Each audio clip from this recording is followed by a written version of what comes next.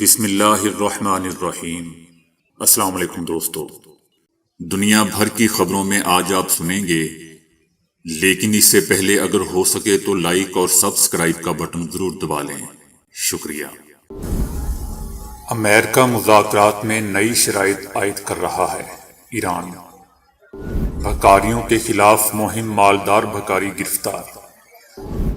وزیر اعظم عمران خان پر افغان طالبان کا بھی موقف سامنے آ گیا۔ جواہر لال یونیورسٹی میں گوشت کھانے پر ہندوؤں کا طلبہ پر حملہ۔ وزیر اعظم عمران خان سمیت پی ٹی آئی اراکین کا قومی اسمبلی سے مستعفی ہونے کا اعلان۔ شہداء کے قبرستان میں ڈانس کرنے پر 3 خواتین گرفتار۔ شہباز شریف کا بڑا اعلان۔ وزیر اعظم عمران خان کی حمایت میں ملک گیر تاریخی مظاہرے جاری۔ کپتان کی آخری بال کیا تھی؟ بانس میں پکایا جانے والا مہنگا ترین نمک۔ تو آئیے چلتے ہیں اب خبروں کی تفصیل کی جانب۔ ایران نے کہا ہے کہ امریکہ 2015 کے جوہری معاہدے کی بحالی کے لیے جاری مذاکرات میں نئی شرائط عائد کر رہا ہے۔ گزشتہ چند ہفتوں میں امریکہ نے ضرورت سے زیادہ مطالبات کیے ہیں جو معاہدے کے متن سے متصادم ہیں۔ ایران گزشتہ 1 سال سے ویانا میں فرانس، جرمنی، برطانیہ، روس اور چائنا کے ساتھ براہ راست مذاکرات کر رہا ہے، جبکہ امریکہ کے ساتھ اس کی بالواسطہ بات چیت بھی جاری ہے، لیکن انہیں امریکہ کے ساتھ براہ راست مذاکرات کا کوئی فائدہ نظر نہیں آیا۔ ایران نے کہا ہے کہ ہم پابندیوں کا خاتمہ چاہتے ہیں، لیکن یہ ایک دیرپا معاہدے کی صورت میں باوقار طریقے سے ہونا چاہیے۔ ایران اپنے اصولوں پر قائم تھا اور آئندہ بھی رہے گا۔ صدر ابراہیم رئیسی نے جوہری سرگرمیاں جاری رکھنے کے عہد کا اعادہ کرتے ہوئے کہا ہے کہ ان کی حکومت پرامن جوہری ٹیکنالوجی پر تحقیق کے فروغ کی حمایت کرتی ہے۔ صدر ابراہیم رئیسی نے کہا کہ ایران پرامن مقاصد کے لیے اپنی جوہری ٹیکنالوجی کو ترقی دینے کے حق سے دستبردار نہیں ہوگا اور وہ ایرانی عوام کے جوہری حقوق سے پیچھے بھی نہیں ہٹے گا۔ متحدہ عرب امارات میں دبئی پولیس نے ایک ایسے مالدار بھکاری کو گرفتار کیا ہے جس کے قبضے سے 40,000 درہم اور مختلف ممالک کے کرنسی نوٹ برآمد ہوئے ہیں۔ دبئی پولیس نے گداگروں کے خلاف مہم چلا رکھی ہے کیونکہ ماہ رمضان کے دوران مختلف ممالک کے گداگر امارات پہنچے ہوئے ہیں۔ دبئی پولیس کی گداگروں کے خلاف مہم کامیابی سے آگے بڑھ رہی ہے اور ہر سال گداگروں کی تعداد میں کمی ہو رہی ہے۔ حکومت کا کہنا ہے کہ جو لوگ صدقہ اور خیرات کرنا چاہتے ہوں وہ سرکاری اداروں، انجمنوں اور فلاحی کام کرنے والے باقاعدہ رجسٹر مراکز میں رقم جمع کروائیں۔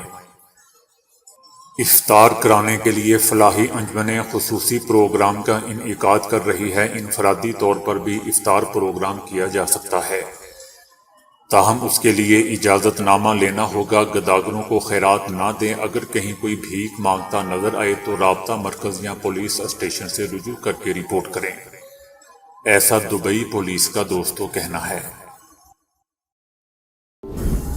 وزیر اعظم عمران خان کی حکومت کے خاتمے پر روس کے بعد اب افغان طالبان نے بھی اپنا موقف پیش کر دیا ہے۔ وزیر اعظم عمران خان نے ہر فورم پر افغانستان کے مسائل اور مقامی ثقافت کی روشنی میں ان کے حل کو اجاگر کیا تھا۔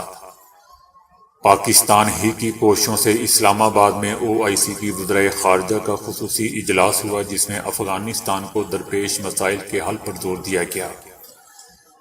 اس حوالے سے طالبان حکومت نے کہا ہے کہ افغان حکومت دونوں ممالک کے درمیان اچھے اقتصادی اور سیاسی تعلقات کی خواہش مند ہے۔ پاکستان کے موجودہ سیاسی بحران کا افغانستان اور پاکستان کے تعلقات پر کوئی خاص اثر نہیں پڑے گا، لیکن افغان تجزیہ کاروں کا کہنا ہے کہ پاکستان میں سیاسی بحران افغانستان کے عوام اور حکومت کے معاشی تعلقات کو متاثر کرے گا۔ یاد رہے دوستو کہ وزیر اعظم عمران خان کی حکومت ختم ہونے پر روس نے پاکستان کے دن کو یوم سیاہ قرار دیا تھا۔ جواہر لال نہرو یونیورسٹی میں ہندو جماعت کی طلبہ تنظیم نے ہاسٹل میں گوشت سے بنے پکوان کھانے کی پاداش میں طلبہ اور طالبات کو تشدد کا نشانہ بنایا ہے۔ ہندو جماعت کے گنڈوں نے طلبہ سے مار پیٹ کی اور سڑک پر گھسیٹا، جس کے باعث متعدد طالبات بھی شدید زخمی ہوگی۔ زخمی طلبہ کو قریبی ہاسپٹل منتقل کیا گیا، جہاں ایک طالبہ کی حالت نازک بتائی جا رہی ہے۔ تنظیم نے ہاسٹلز میں گوشت سے بنے پکوان کھانے پر پابندی عائد کر دی تھی، تاہم طلبہ کی اکثریت نے اسے مسترد کر دیا تھا، جس پر انتہا پسند جماعت کے لوگوں نے طلبہ پر حملہ کر دیا۔ واقعے کے بعد ہاسپٹل میں والدین اور شہری بڑی تعداد میں جمع ہو گئے۔ یونیورسٹی انتظامیہ نے فوری طور پر کوئی رد عمل دینے سے گریز کیا ہے۔ وزیر اعظم عمران خان کی زیر صدارت پی ٹی آئی پارلیمانی پارٹی کا اجلاس ہوا ہے۔ اجلاس کے شرکاء نے عمران خان پر بھرپور اعتماد کا اظہار کرتے ہوئے پارٹی قیادت کے ساتھ کھڑے رہنے کی یقین دہانی کروائی ہے۔ پارٹی ارکان نے کہا کہ ہم آپ کے ساتھ کھڑے ہیں اور کھڑے رہیں گے۔ فواد چودھری، حماد اظہر، شیخ رشید علی اعوان مستعفی ہونے کے حق میں ہیں۔ شاہ محمود قریشی، فیصل جاوید، فخر امام سمیت اکثریتی ارکان مستعفی ہونے کے حق میں نہیں ہے۔ بحث کے بعد پارٹی نے اسمبلیوں سے مستعفی ہونے کا اختیار وزیر اعظم عمران خان کو دے دیا۔ مشاورت کے بعد وزیر اعظم عمران خان نے کہا کہ میرا یہی فیصلہ ہے کہ ہم اسمبلی سے استعفیٰ دیں گے۔ میں ان چوروں کے ساتھ اسمبلی میں نہیں بیٹھوں گا۔ مجھے اکیلے بھی استعفیٰ دینا پڑا تو میں استعفیٰ دے دوں گا۔ شہباز شریف پر 16 ارب اور 8 ارب روپے کے کرپشن کیسز ہیں۔ اسے جو بھی وزیر اعظم سلیکٹ اور الیکٹ کرتا ہے، اس سے بڑی ملک کی توہین ہو ہی نہیں سکتی۔ ہم قومی اسمبلی سے استعفیٰ دے رہے ہیں۔ اس فیصلے کے بعد شاہ محمود قریشی، قائم مقام اسپیکر قاسم سوری، فرق حبیب، شفقت محمود، مراد سعید، عالیہ حمزہ ایم این اے، شاہد خان نے اپنے اپنے استعفے دے دیے۔ اب تک 125 ارکان کے استعفے آ چکے ہیں۔ اس سے پہلے وزیر اعظم عمران خان پارلیمنٹ ہاؤس پہنچے تو صحافی نے سوال کیا کہ کل کے پورے پاکستان میں بہت بڑے عوامی احتجاج پر آپ کیا کہتے ہیں، جس پر وزیر اعظم عمران خان نے جواب دیا کہ عزت دینے والا اللہ ہے۔ ایران کے صوبے خراسان کے ایک قبرستان میں رقص کرنے پر 3 خواتین کو گرفتار کر لیا گیا ہے۔ سوشل میڈیا پر وائرل ہونے والی ایک ویڈیو میں 3 خواتین کو شہداء قبرستان میں رقص کرتے ہوئے دکھایا گیا ہے۔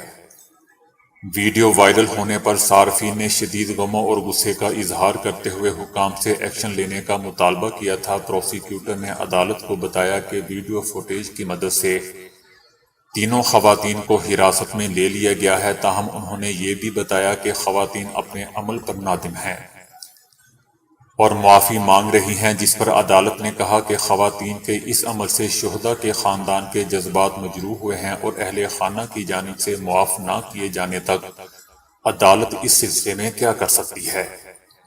خواتین کے خلاف فیصلہ آئندہ سماعت میں کیا جائے گا۔ شہباز شریف نے اعلان کیا ہے کہ وہ مبینہ بیرونی سازش والے خط کے معاملے پر پارلیمان کی سیکیورٹی کمیٹی کا ان کیمرہ اجلاس بلائے گی۔ انہوں نے کہا کہ تحریک انصاف کے رہنما کہتے ہیں کہ خط 7 مارچ کو موصول ہوا، جبکہ تحریک عدم اعتماد کے سلسلے میں ہماری میٹنگ اور فیصلے کئی دن پہلے ہو چکے تھے۔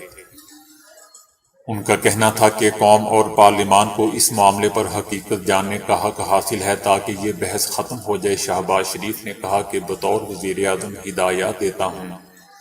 شہباز شریف نے کہا کہ بطور وزیر اعظم ہدایات دیتا ہوں کہ پارلیمان کی سیکیورٹی کمیٹی کو ان کیمرہ بریفنگ دی جائے، جس میں مسلح افواج کے سربراہان، D G I S I, foreign secretary اور خط لکھنے والا سفیر بھی موجود ہوگا۔ شہباز شریف نے کہا کہ اگر اسی کمیٹی کی بریفنگ میں ثابت ہو گیا کہ ہم بیرونی سازش کا حصہ بنے یا ہمیں بیرونی وسائل ملے، اگر ہم ملوث پائے گئے تو 1 سیکنڈ بھی وزیر اعظم شہباز شریف نہیں رہوں گا۔ یہ خط نہیں، کیبل تھی۔ کیبل اور خط میں فرق ہوتا ہے دوستو۔ یہ تو بچہ بچہ جانتا ہے کہ امریکہ ڈو مور کس کو کہتا رہا ہے اور ہم کیسے بھاگ بھاگ کر اس کی بات مانتے رہے ہیں۔ قومی اسمبلی میں وزیر اعظم عمران خان کے خلاف تحریک عدم اعتماد کی کامیابی کے بعد سرخدوش ہونے والے وزیر اعظم کی حمایت میں ملک گیر مظاہرے جاری ہیں۔ وزیر اعظم عمران خان کی حمایت میں کراچی تا خیبر عوام سڑکوں پر نکل آئے اور اپنا احتجاج ریکارڈ کرا رہے ہیں۔ وزیر اعظم عمران خان کی کال پر لبیک کہتے ہوئے عوام کی کثیر تعداد شہر شہر گاؤں گاؤں احتجاج کر رہی ہے۔ پاکستان کے بڑے شہروں میں عوام کا سخت رد عمل دیکھا جا رہا ہے، جبکہ متحدہ اپوزیشن کو آڑے ہاتھوں لیا اور انہیں امریکی ایجنٹ قرار دیا جا رہا ہے۔ مظاہرین کا کہنا تھا کہ وزیر اعظم عمران خان آئندہ الیکشن میں 2/3 اکثریت کے ساتھ دوبارہ ایوان میں آئیں گے اور لٹیروں کو عبرت ناک نشان بنائیں گے۔ ریلیوں میں خواتین اور بچوں کی کثیر تعداد موجود ہے، جو وزیر اعظم عمران خان کی سلامتی کی بھی دعائیں مانگ رہی ہے۔ ریلیوں اور احتجاجی مظاہروں میں خواتین اور بچوں کی کثیر تعداد نے شرکت کی اور امریکی سازش کے خلاف اور امپورٹڈ حکومت کے خلاف سخت نعرے بازی کی۔ اس دوران کئی رکت امیز مناظر بھی دیکھنے کو ملے۔ کارکنان نے احتجاج کرتے ہوئے ہر قسم کی ٹریفک کو بند کر دیا۔ اس موقع پر کارکنان کا کہنا تھا کہ وزیر اعظم عمران خان کے حکم پر جان بھی قربان کر سکتے ہیں۔ ہم اپنے ملک، ہم عمران خان کے لیے یہاں پر آئے ہیں۔ ہم لوگ بھکاری نہیں ہیں، ہم بھکاریوں کے حکمران نہیں قبول کر سکتے۔ خود اربوں کے مالک بن کے بیٹھے ہیں اور ہم بھکاری ہیں، ہم بھکاری نہیں ہیں۔ ہمیں عمران خان واپس چاہیے، ہم بھی نہیں ان کو حکمران۔ ڈیزل ہمارا صدر بنے گا، ہمیں شرم آئے گی کہ سب کو کہتے کہ ڈیزل ہمارا۔ دوستو، آخری ڈیڈ لائن تھی۔ قومی اسمبلی کا انتہائی اہم اجلاس جان بوجھ کے آخری وقت تک کھینچا گیا۔ آخری بال، آخری چال، آخری گھنٹہ اور آخری پتا، سب پریشان تھے کہ کیا ہونے جا رہا ہے۔ اعصاب کی جنگ تھی، سارا دن گزر گیا، بات آخری لمحوں تک پہنچ گئی۔ ٹھیکیداروں کے اعصاب جواب دینے لگے، انہیں ساری محنت ضائع ہوتی ہوئی نظر آئی۔ جو اب تک پسے پردہ چھپے بیٹھے تھے، انہیں مجبوراً سامنے آنا پڑا، ایکسپوز ہونا پڑا۔ آخری گھنٹے میں سب ایکٹیو ہو گئے۔ چھٹی کے دن آدھی رات کو عدالتیں کھل گئیں، منصفان ریاست جوک در جوک پہنچنے لگے۔ ساری اپوزیشن آدھی رات تک قومی اسمبلی میں بیٹھی رہی۔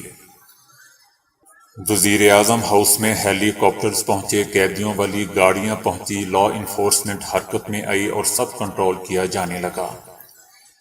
یہی وہ ٹائم تھا جس کے لیے کپتان نے اتنی لمبی اعصابی جنگ لڑی تھی، اتنی زیادہ محنت کی تھی۔ کپتان نے میڈیا کو بلایا، سوشل میڈیا پر سب لائیو جا رہا تھا، اندر کی خبریں باہر آ رہی تھی۔ کپتان نے معنی خیز مسکراہٹ کے ساتھ پوچھا، کوئی رہ تو نہیں گیا جو میرے خلاف نہ ہو؟ مطلب کوئی رہ تو نہیں گیا جو واضح طور پر قوم کے سامنے ایکسپوز نہ ہوا ہو؟ صحافیوں نے کہا کہ جی نہیں، سب ایکسپوز ہو چکے ہیں۔ کپتان اٹھا، ڈائری اٹھائی اور وکٹری کا نشان بناتا ہوا اپنے گھر کی طرف چل پڑا۔ بظاہر ہار کے جا رہا تھا، مگر حقیقت میں یہی اس کی جیت تھی۔ وہ سب پردہ نشینوں کے منہ سے نقاب نوچ کے جا رہا تھا، کھینچ کے جا رہا تھا، سب کو بے نقاب کر کے جا رہا تھا۔ وہ قوم کو اصل مجرم دکھا کے جا رہا تھا۔ اس کا مقصد پورا ہوا۔ 75 سالوں سے پردے کے پیچھے بیٹھے اصل چہرے قوم کے سامنے ایکسپوز ہو چکے تھے۔ یہی اس کی جیت تھی، یہی اس کا آخری بال پر ماسٹر سٹروک تھا، جس کے لیے وہ کہتا آ رہا تھا کہ آخری بال تک لڑوں گا میرے کپتان۔ بے شک تم نے تاریخ رقم کر دی، تاریخ میں تمہارا نام سنہری حروف میں لکھا جائے گا، تم ہمیشہ پاکستان کی طرح زندہ آباد رہو گے۔ اگر آپ سمجھتے ہیں کہ ہمالیائی گلابی نمک دنیا کا مہنگا ترین نمک ہے تو یہ بات درست نہیں، بلکہ کوریا کے بانس نمک کی ایک پاؤ مقدار کی قیمت 18,000 روپے ہے، جو اسے مہنگا ترین نمک بناتی ہے۔ اگرچہ یہ عام نمک ہوتا ہے، لیکن اسے مسلسل 50 روز تک 9 مرتبہ بانس کے اندر رکھ کر بھونا جاتا ہے۔ یہی وجہ ہے کہ غیر معمولی محنت اور وقت کی وجہ سے نمک مہنگے داموں فروخت ہوتا ہے۔ کوریا میں پائے جانے والے بانس کے خاص پودے کے درمیانی پھوکے حصے میں سمندری نمک بھرا جاتا ہے، اس پر روایتی گارا لگا کر اسے بند کر دیا جاتا ہے، پھر مسلسل 50 دن تک اسے ایک روایتی بھٹی میں پکایا جاتا ہے۔ اس طرح نمک مکمل طور پر بھن جاتا ہے اور اس کا ذائقہ بھی بدل جاتا ہے۔ اس محنت کی قیمت مہنگے داموں کی صورت میں وصول کی جاتی ہے۔ اس طرح ایک پاؤ نمک 18,000 روپے میں مل سکتا ہے۔ اس سے پہلے بانس کو 2 یا 3 مرتبہ ہی بھونا جاتا تھا۔ معلوم ہوا کہ اس طرح بانس کی خوشبو اور تاثیر نمک میں اچھی طرح رچ بس جاتی ہے۔ اس گرمی سے نمک مزید صاف ہو جاتا ہے اور یوں گرد و غبار سے پاک خالص تر بنتا جاتا ہے۔ اسے روایتی بھٹی میں 800 درجے سینٹی گریڈ پر گرم کیا جاتا ہے۔ اس دوران بانس کا تیل نکل کر نمک میں جذب ہوتا رہتا ہے۔ 14 سے 15 گھنٹے میں بانس کا بیرونی خول جل کر راکھ ہو جاتا ہے۔ اب دوبارہ اس نمک کو ایک اور بیلن نما کھوکھلے بانس کے ٹکڑے میں بھر کر اس عمل کو دہرایا جاتا ہے۔ یہ عمل 8 سے 9 مرتبہ کیا جاتا ہے۔ اس کے بعد نمک کے ڈلے ہاتھوں سے توڑے جاتے ہیں اور شیشوں میں بھر کر فروخت ہوتے ہیں۔ یہ پورا عمل ہاتھوں سے انجام دیا جاتا ہے اور یہی اس کی قیمت بھی ہے۔ دنیا میں ایک نایاب ترین مرض ایسا ہے جب مریض ایک ہاتھ ہلاتا ہے تو عین اسی انداز میں دوسرا ہاتھ بھی ہلتا ہے۔ ایسے مریض زندگی میں پیانو بجانے، ٹائپنگ کرنے اور دیگر امور انجام دینے سے قاصر رہتے ہیں، کیونکہ کی بورڈ پر جو انگلی پڑے گی دوسرا ہاتھ بھی اسی کی نقل کرتے ہوئے عین وہی کی دبائے گا۔ اب بھارت کی ایک 19 سالہ لڑکی اس حال میں دیکھی گئی ہے جو پوری دنیا میں اپنی نوعیت کا واحد اور نایاب واقعہ بھی ہے۔ اس کیفیت کو عکسی حرکات کا نام دیا گیا ہے کیونکہ ایک ہاتھ کی حرکت کا ہو بہو انداز دوسرے ہاتھ کا ہوتا ہے۔ اب چاہے وہ ایک ہاتھ سے چٹکی بجائے اسے لہرائے بند کرے یا کھولے، دوسرا ہاتھ بھی عین یہی کرتا ہے۔ یعنی ایک ہاتھ کی گونج دوسرے ہاتھ میں دیکھی جا سکتی ہے۔ اس کی وجہ جاننے کی کوشش کی جا رہی ہے، لیکن 10 لاکھ بچوں میں سے ایک ہی اس میں مبتلا ہوتا ہے۔ اگر وہ ایک ہاتھ سے فتح کا نشان بنائے تو دوسرے ہاتھ کی انگلیاں کھل کر فتح کو ظاہر کرتی ہیں۔ خیال ہے کہ اس میں دماغ کے ایک حصے کے اعصاب دماغ کے دوسرے نصف حصے کے اعصاب سے بات کرتے ہیں اور یوں ان کی حرکات یکساں ہو جاتی ہے۔ دوسری وجہ یہ ہے کہ دونوں ہاتھوں کو دماغ ایک جیسی ہدایات دیتا ہے اور دونوں دماغ کا حکم ماننے پر مجبور ہوتے ہیں، لیکن سائنسدانوں کا خیال ہے کہ ابھی اس مرض کو مزید سمجھنا ہوگا۔ بعض اوقات سر میں درد بھوک لگنے کی وجہ سے شروع ہو جاتا ہے۔ ایسا زیادہ دیر کھانا نہ کھانے یا ناشتہ نہ کرنے سے ہوتا ہے۔ یونیورسٹی آف میلبورن آسٹریلیا میں ہونے والی ایک سائنسی تحقیق میں انکشاف ہوا ہے کہ بھوک سر درد میں 31% سبب بنتا ہے۔ دیگر وجوہات میں تھکاوٹ، غصہ، موسم کا بدلنا، سفر کرنا، شور کا ہونا اور نیند مکمل نہ کر سکنا وغیرہ شامل ہیں۔ اس کے علاوہ سر میں درد ہونے کی متعدد اسباب ہیں، جیسے کہ جسم میں پانی کی کمی، کیلوریز کی کم مقدار اور جسم میں گلوکوز کی کمی۔ ہمارے دماغ کو جب گلوکوز کی مکمل مقدار نہیں ملتی تو دماغ مخصوص ہارمونز ریلیز کرتا ہے۔ دماغ کے ان ہارمونز کو ریلیز کرنے کے بعد ان کے منفی اثرات میں سر درد ہوتا ہے۔ اسی طرح تھکاوٹ کا احساس، سستی اور متلی وغیرہ ہونے لگتی ہے۔ اسی طرح جسم میں پانی کی کمی اور غذا کی کمی دماغ میں صلاحیت پر اثر انداز ہوتی ہے اور اسے تیز کرتی ہے، جس کی وجہ سے سر میں درد شروع ہو جاتا ہے۔ تناؤ کا شکار افراد اور شوگر کے مریضوں کو سر کا درد زیادہ شدت سے ہوتا ہے۔ بھوک کی وجہ سے ہونے والے سر درد میں پیشانی کے دونوں اطراف میں دباؤ کے احساس کے ساتھ درد ہوتا ہے۔ اسی طرح گردن اور کندھوں پر تناؤ کی کیفیت شروع ہو جاتی ہے۔ اس کے علاوہ آنتوں سے مختلف آوازیں آنا، تھکاوٹ محسوس کرنا، ہاتھ کانپنا، چکر آنا، پیٹ میں درد ہونا، پسینہ آنا، سردی کا محسوس ہونا وغیرہ شامل ہیں۔ تحقیق سے یہ معلوم ہوا ہے کہ سر کا درد ہاضمہ میں خرابی کی وجہ سے بھی ہو سکتا ہے، لیکن اس کا قطعی یہ مطلب نہیں ہے کہ سر کا درد صرف بھوک کی وجہ سے ہی ہوتا ہے۔ اس لیے اگر آپ کو سر کا درد ویسے محسوس ہو رہا ہے اور کافی وقت سے ٹھیک نہیں ہو رہا تو ڈاکٹر سے رجوع کریں، بلکہ لازمی رجوع کریں۔ کورونا بیماری کی مختلف علامات مریضوں میں ظاہر ہوتی ہیں اور یہ معاملہ کافی پیچیدہ رہا ہے کہ کون سی علامت سب سے پہلے مریضوں میں ظاہر ہوگی۔ اس حوالے سے امریکہ میں ایک تحقیق ہوئی ہے جس سے متعلق ماہرین کا دعویٰ ہے کہ وہ مریضوں میں کورونا کی ابتدائی نشانیاں تلاش کرنے میں کامیاب ہو گئے ہیں۔ انڈیانا یونیورسٹی کے اسکول آف میڈیسن کی اس تحقیق میں مریضوں کو ابتدائی دنوں میں جن علامات کا سامنا ہوا اس پر مشاہدہ کیا گیا ہے۔ ماہرین نے بتایا ہے کہ ریسرچ کے دوران ہمیں پتہ چلا ہے کہ جن علامات کو کورونا کی ابتدائی نشانیاں سمجھا جاتا رہا ہے وہ آغاز میں سامنے ہی نہیں آتی۔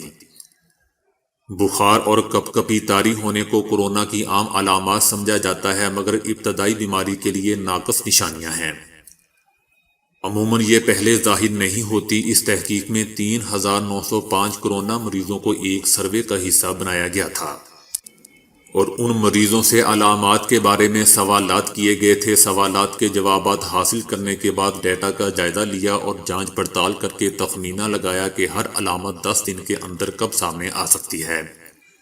رزلٹ سے معلوم ہوا کہ تحقیق میں شامل 38.7% کو بخار یا سردی لگنے جیسی علامات کا سامنا تھا۔ ابتدائی 10 دنوں میں سب سے عام علامت تھکاوٹ تھی، جس کا سامنا 14.44% مریضوں کو ہوا، جبکہ 9.48% میں سر درد اور 10.65% میں کھانسی کا تجربہ ریکارڈ کیا گیا۔ سانس لینے میں مشکلات کی علامت کا سامنا 8.73% افراد کو ہوا، جبکہ چھینکنے کی حس میں تبدیلی کی شکایت 7.71% مریضوں نے کی، جبکہ 6.63% افراد کو ابتدائی 10 دنوں کے دوران پیٹ درد کی شکایت رہی، جبکہ 7.14% کو ہیضے کا سامنا ہوا۔ توجہ مرکوز نہ رکھ پانے کی شکایت 6.61% افراد نے کی۔ جسم یا مسلز میں درد 6.33% افراد کو ہوا۔ دوستو، پیچھے کیا رہ گیا؟ مطلب کورونا ہے تو سب کچھ ہے، یعنی ہر چھوٹی چھوٹی بیماری ہے۔ اس تحقیق سے تو یہی لگ رہا ہے۔ دوستو، اگر ہم ماسک کا استعمال کریں تو کوئی وجہ نہیں کہ ہم اس کورونا سے نہ بچ سکیں۔ میں جب کہیں باہر نکلتا ہوں تو شاد و نادر ہی کسی نے ماسک پہنا ہوتا ہے، اسی لیے ہر جگہ کیسز بڑھ رہے ہیں۔ ایسے لگ رہا ہے کہ کورونا ہمیں نہیں بلکہ ہم کورونا کو لگ رہے ہیں۔ تو دوستو، ابھی کے لیے اتنا ہی۔ ویڈیو کو لائک اور شیئر کرنے کا بہت بہت شکریہ۔